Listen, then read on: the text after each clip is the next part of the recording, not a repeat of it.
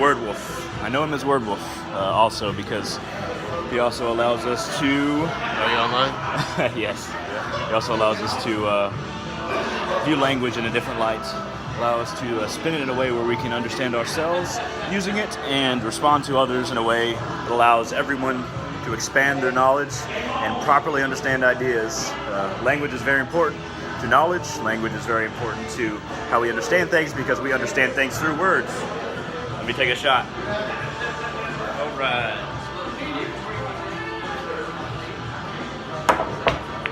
And I'm garbage. All right. Good shot, man. All right, so he's the Allfather. Odin's the Allfather because he allows all of those who seek knowledge about themselves to come to him. And you know, he's often called the Allfather because he's considered father of the gods, but really he can be father to anyone that comes to him. And that's a good shot.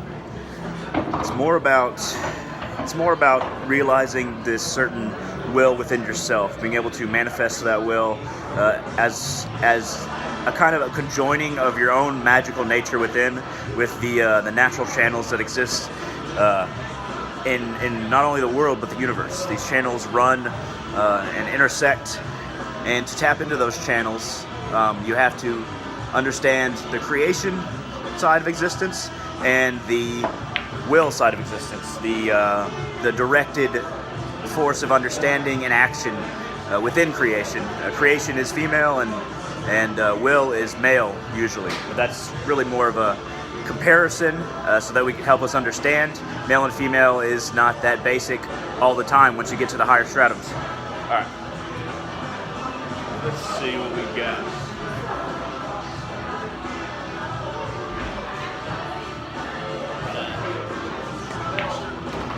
Hey, there's some.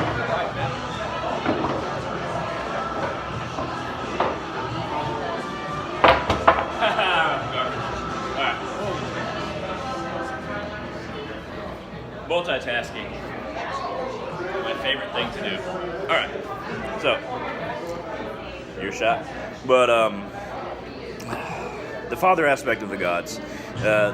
Most people think that it literally means that, okay, this god is defined by the masculine principle, and sometimes it is, but that's only the basic understanding. The masculine principle exists in all people, whether you're male or female, no matter what race you are, no matter what culture you're from. The male and female aspect of the primordial nature of the soul itself is ever existent, and we have to understand it at those metaphysical levels. You can ask me any question you want, but you don't have to.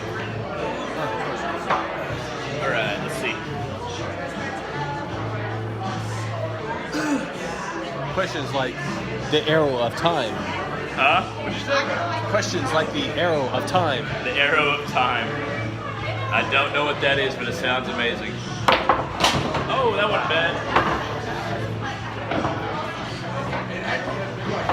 Right. Oh, he's on fire.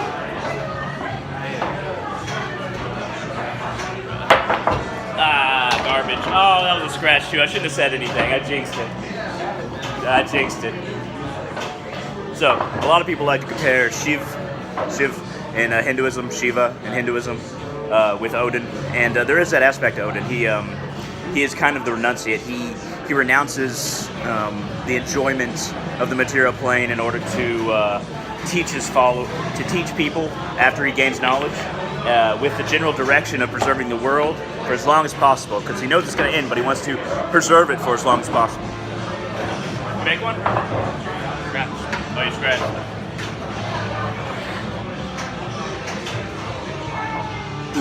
All right, behind the line. Where'd you break from?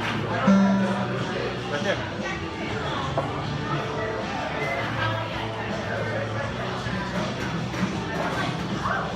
Okay.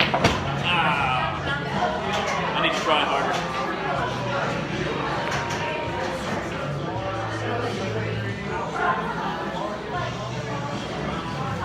An apt comparison would be constantly juggling ideas in my head, like these pool balls around the table.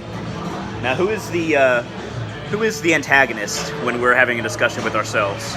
Who approaches us and says, "Hey, are you really sure about that? Are you, or how about this point of view?" You always need that internal dialogue going between a section of yourself that is doubtful or analyzing it from a different point of view and what you want to believe or what you originally believe. This has a lot to do with what Odin does. He sacrifices one of his eyes in Mimir as well. He gives it to Mimir, but that represents him having an eye inward, him directing that eye inward. That's why one of his eyes is dark and one of his eyes outward, because the source of knowledge, the well of knowledge, is within. Your link to knowledge is within. That's also why he's word wolf, because language is an aid to knowledge. All right, let's see what we got here.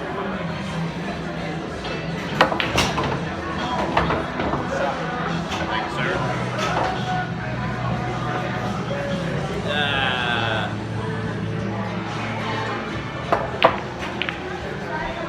I thought that's who was going to go in. All right, it's all you, man.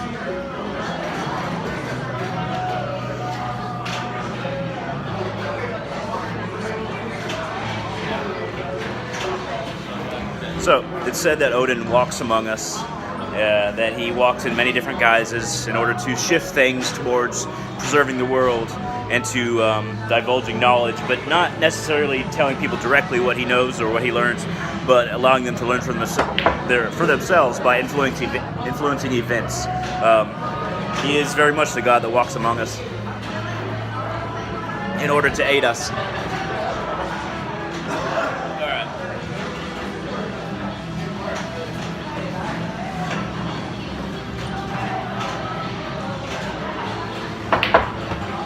Oh, that's not even fair. No. Suppose I scratched, but I didn't plan that. Big one, but... Alright, as I was saying, there's a lot of mythological information on Odin, but I guarantee you, most pieces of it are symbolic. A lot of people like to take Odin very literally with the stories. The gods can be understood that way, but for those who want to actually know what Odin knows, you have to realize your relationship to what you're trying to learn, to the world, and to those like Odin who are going to teach you, gods, functions of the one source that are going to try to teach you. All right.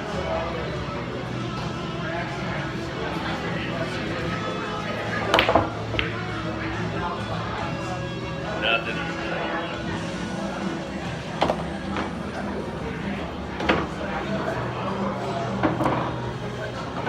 But in Norse mythology, Loki is the only one allowed to call Odin kin.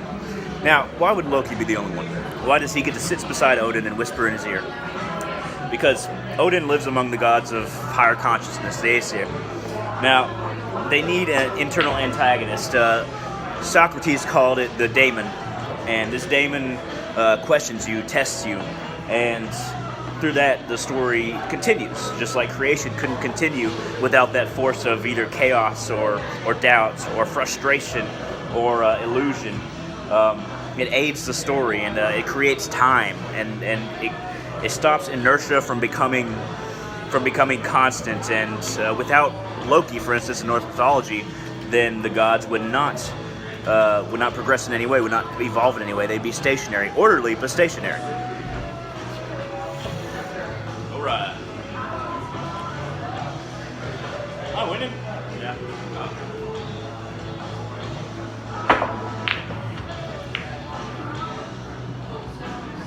Oh, did I set you up? Yeah. No. Well, nah. One of your balls is in the way. Maybe.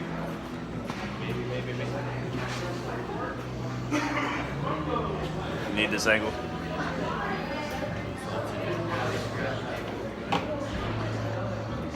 So, chaos has its place. Loki has its place.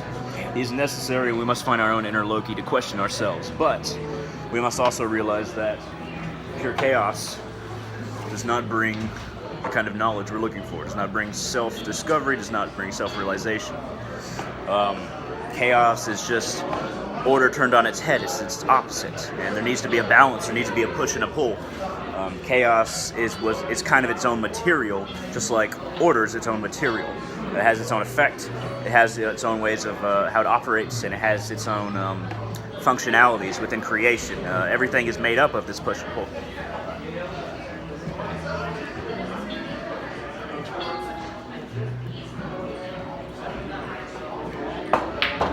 Oh no, man!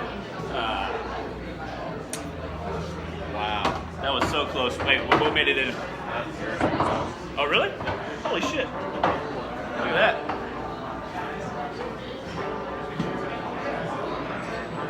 Yeah, I guess it was. Huh. I was not paying attention.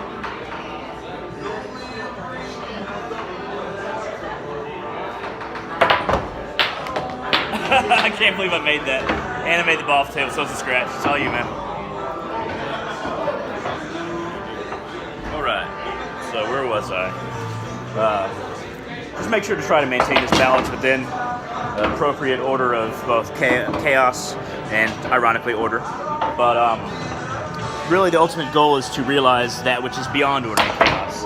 That part of ourselves that is primordial, that is eternal, that is connected to everything and thus can't be affected by anything in existence. It can't be manipulated if it was the first thing and the only thing before all these forces started pushing and pulling. Now how this all started is up to debate, how the gods came to be, but I like to think of it as a Big Bang and make an analogy like that.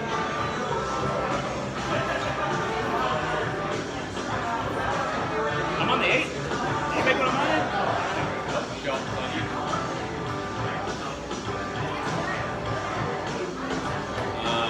Left corner.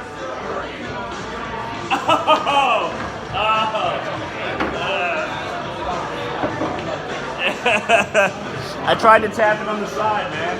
I got confidence. See what happens? I got confidence. Let's just keep playing. Fuck it. Well, I didn't win, but that's okay. You can't win by default. You gotta win for real. I'm glad that you're allowing me to hold on to some hope that I'll win. That was a good shot.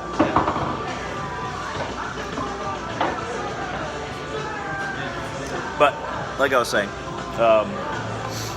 have this internal knowledge of order and chaos. Try to focus yourself. Try to understand these things.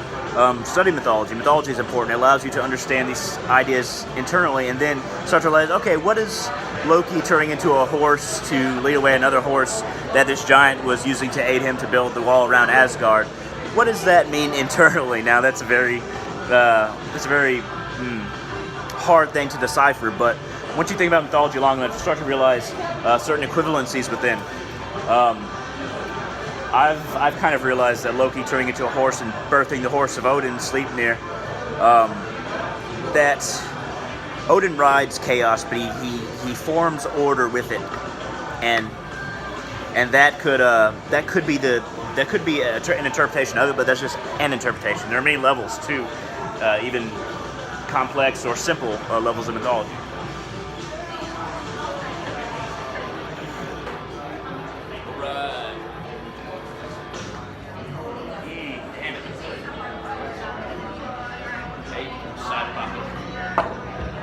Oh.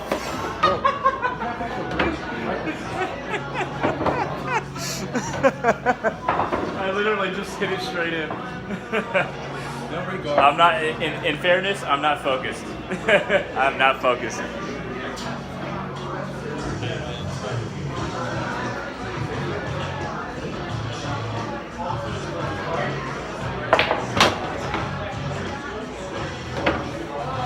See how many times I can lose before he beats me. All right, so I'm gonna wrap up the video. Learn mythological stories. It doesn't have to be with. It doesn't have to be in Nordic mythology. It can be in Greek mythology. It can be in. It can be in Asiatic mythology, Hindu mythology. It can be in the Taoist immortals or the Taoist immortals. It's Taoism back then. Of China. All of this mythology is meant to teach us with these stories we tell these stories to ourselves over and over again, and understanding comes through practice, just like anything else.